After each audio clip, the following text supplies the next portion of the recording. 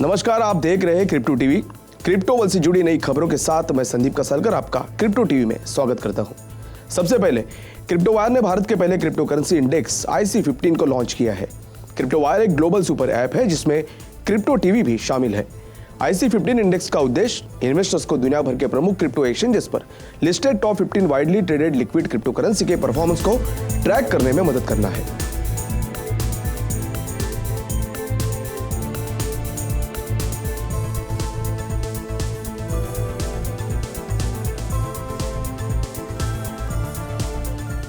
आइए देखते हैं क्या कुछ हुआ क्रिप्टो की दुनिया में। रुक करते हैं पहले हेडलाइंस की ओर।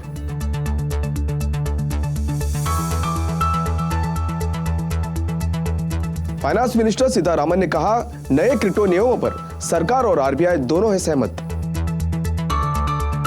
ब्रिटेन की टैक्स अथॉरिटी ने टैक्स चोरी के मामले में पहली बार NFT को किया जब्त। सुपर बॉल एड की वजह से हुई अनप्रेसिडेंटेड ट्रैफिक, कॉइनबेस को करना पड़ा आउटेज का सामना। जियोपॉलिटिकल टेंशन और लोअर रिस्क एपिटाइट के बीच बिटकॉइन रहा $42,000 के आसपास।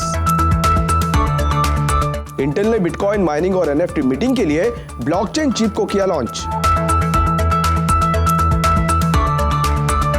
DBS बैंक साल के अंत तक लॉन्च करेगा retail digital asset trading desk. सरकार क्रिप्टो प्रॉफिट के अगेंस्ट घाटे को सेट ऑफ करने पर कर रही है विचार। क्रिप्टो इंडस्ट्री ने की सरकार से TDS प्रावधानों को रिव्यू करने की मांग। फाइनेंस मिनिस्टर निर्मला सीतारामन ने सोमवार को कहा कि फाइनेंस मिनिस्ट्री और सेंट्रल बैंक बजट प्रपोजल में तैयार किए गए नए क्रिप्टो नियमों को लेकर साथ है। सीतारामन ने अपने बजट स्पीच में वर्चुअल डिजिटल असेट्स के ट्रांसफर से हुई किसी भी इनकम पर 30% टैक्स लगाया है, जो देश के लिए पहली बार, और किसी भी ट्रांजैक्शंस के सोर्स पर 1% टैक्स डिडक्ट किया गया है। मिनिस्टर ने फिस्कल ईयर 2023 के अंत तक डिजिटल करेंसी या central bank digital currency launch करने की भारत की योजना की भी घोषणा की। फाइनेंस मिनिस्टर ने सेंट्रल बैंक और मिनिस्ट्री के बीच किसी भी डिफरेंस की दलीलों को खंडन किया है। उन्होंने कहा कि हम एक दूसरे के डोमेन का सम्मान कर रहे हैं, ये भी जानते हैं हम एक दूसरे की प्रायोरिटीज और राष्ट्र के हित में क्या करना है। यहाँ कोई टर्फिंग नहीं है। यूके के tax authority HM revenue and customs यानी HMRC ने 3 नॉन फंजिबल टोकन्स यानी NFTs को जब्त किया है और 250 फेक कंपनीज के नेटवर्क का इस्तेमाल करने के लिए 1.4 मिलियन पाउंड्स की धोखाधड़ी की कोशिश के शक में 3 लोगों को गिरफ्तार किया है। HMRC का कहना है कि यह पहली बार है जब यूके लॉ इन्फोर्समेंट ने टैक्स चोरी के लिए NFT को सीज किया है।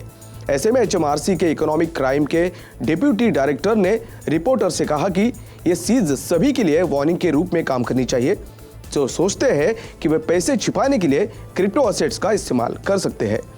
HMRC की रिपोर्ट के अनुसार 3 सस्पेक्टेड फ्रॉडस्टर्स ने अपनी एक्टिविटीज को छिपाने के लिए सोफिस्टिकेटेड मेथड जैसे नकली और चोरी की आइडेंटिटीज, फेक एड्रेसेस, इनवॉइसेस और हिडन प्राइवेट नेटवर्क्स पर काम किया है। NFT का वैल्यू करना अभी बाकी है।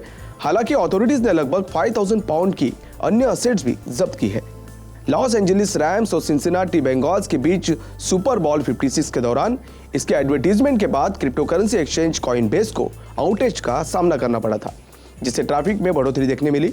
Chief product officer Surjit Chatterjee ने एक ट्वीट में कहा कि नैस्डैक लिस्टेड फर्म की US कैलेंडर में सबसे महंगे कमर्शियल एयरटाइम स्लॉट में शुरुआत में पहले से कहीं ज्यादा ट्रैफिक का सामना किया। यूजर्स को शाम 7.20 EST से 1 घंटे के अधिक समय तक एक्सचेंज तक पहुंचने में समस्या का सामना करना पड़ा। एक्सचेंज ने अपने मुख्य ट्विटर अकाउंट पर घोषणा की कि वो रात 8.23 को बैकअप चल रहा था। इस साल पहली बार सुपर बॉल व्यूअर्स को कई क्रिप्टो कंपनीज के एडवर्टीजमेंट्स दिखाए गए। कॉइनबेस के साथ क्रिप्टो एक्सचेंजेस FTX और Crypto.com और eToro एडवर्टाइजमेंट्स कमर्शियल ब्रेक के दौरान दिखाई दिए। FTX के विज्ञापन में कॉमेडियन लैरी डेविड थे, जबकि Crypto.com के स्टार NBA के दिग्गज ली ब्रॉन जेम्स थे। मंडे को एशियन ट्रेड्स में क्रिप्टो करेंसी लाल निशान पर दिखा क्योंकि इन्वेस्टर्स ने रशियन यूक्रेन के बढ़ते तनाव पर ध्यान दिया और स्टॉक और क्रिप्टो करेंसी जैसी जोखिम वाली एसेट्स को छोड़ दिया। Russia Ukraine conflict inflection point पर पहुंच गया और यूरोपियन स्टेबिलिटी के बीच लटक गई। ऐसे में जर्मन चांसलर ओलाफ स्कॉल्स एक आशंकित रूसी आक्रमण को रोकने के उद्देश्य से लेटेस्ट डिप्लोमेटिक पुश के एम से यूक्रेन पहुंचे हैं। बता दें कि बाइडेन एडमिनिस्ट्रेशन ने शुक्रवार को कहा कि हमला कभी भी हो सकता है। डॉ जोन्स, S&P 500 और नैस्डैक सहित की US stock futures formal opening से पहले लगभग 1% कम पर ट्रेड करते दिखे।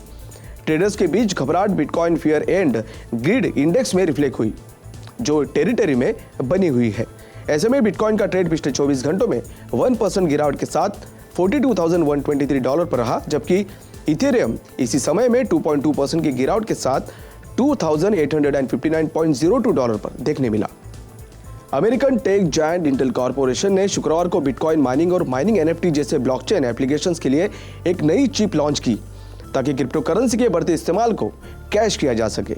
इंटेल ने कहा कि इसकी चिप एक एनर्जी एफिशिएंट एक्सेलेरेटर है जिसे ब्लॉकचेन टास्क को स्पीड अप करने के लिए डिजाइन किया गया है, जिसके लिए बड़े अमाउंट में कंप्यूटिंग पावर की जरूरत होती है और इस तरह बहुत सारी एनर्जी कंज्यूम होती है। चिप डिजाइनर एनवीडिया कॉर्प, जिनके ग्राफिक्स कार्ड्स माइनिंग एक्टिविटीज के लिए बड़े पैमाने पर इस्तेमाल किए जाते हैं, इसमें इथेरियम माइनिंग के लिए एक अलग चिप भी है। चिप इस साल के आखिर में शिप होगी और पहले ग्राहकों में ट्विटर के को-फाउंडर जैक डॉर्सी के नेतृत्व वाली फर्म ब्लॉक इंक शामिल है। सिंगापुर का DBS बैंक, जिसे असेट्स में साउथ ईस्ट एशिया के सबसे बड़े बैंक के रूप में माना जाता है, वो 2022 के अंत तक रिटेल कस्टमर्स के लिए एक digital asset trading desk launch करने की तैयारी में है। हाल की बात करें तो DBS यूजर्स को क्रिप्टो करेंसी के ऑर्डर देने के लिए बैंकर को कॉल करने की जरूरत होती है। ऐसे में DBS बैंक के CEO पीयूष गुप्ता ने आज की अर्निंग कॉल में कहा कि वे एक ऑनलाइन सेल्फ सर्विस ऑप्शन पर काम कर रहे हैं, जैसे कि बाइनांस जैसे क्रिप्टो करेंसी एक्सचेंज के यूजर्स के लिए उपयोग किया जा सकता है। हालांकि यह अभी तक साफ नहीं है कि यूजर्स अपनी परचेसेस को वॉलेट में वापस ले पाएंगे या नहीं। रिपोर्ट्स के मुताबिक सरकार सेम फाइनेंशियल ईयर में किए गए मुनाफे के मुकाबले क्रिप्टो करेंसी ट्रेड से 1 साल नुकसान के लिमिटेड सेट ऑफ की अनुमति देने पर विचार कर रही है। नेचर ऑफ ट्रेड के आधार पर 4 से 8 साल तक नुकसान को आगे बढ़ा के अनुमति सहित लिस्टेड और अनलिस्टेड स्टॉक ट्रांजैक्शंस में सेट ऑफ की अनुमति है। क्रिप्टो टैक्सेशन पर प्रपोज लॉ क्रिप्टो खरीदने के लिए खर्च किए गए अमाउंट को छोड़कर एक्विजिशन की लागत के किसी भी डिडक्शन या अकाउंट की अनुमति नहीं देता है। हालांकि कंप्यूटिंग कॉस्ट पर कंफ्यूजन खास करके तब पैदा होता है जब लोग माइनिंग से क्रिप्टो करेंसी कमाते हैं, जो सेल्फ जनरेटेड एसेट्स की कैटेगरी में आता है। इस मामले में कठिनाई इलेक्ट्रिसिटी के इस्तेमाल, हार्डवेयर और सॉफ्टवेयर की लागत जैसी कॉस्ट को पता लगाने से संबंधित है। सीनियर टैक्स ऑफिशियल्स और टैक्स प्रैक्टिशनर्स के बीच हाल की चर्चाओं के अनुसार Indian tax authorities finance bill में बदलाव करने की संभावना की जांच करने के लिए तैयार है ताकि घाटे को थोड़ा बहुत सेट ऑफ किया जा सके।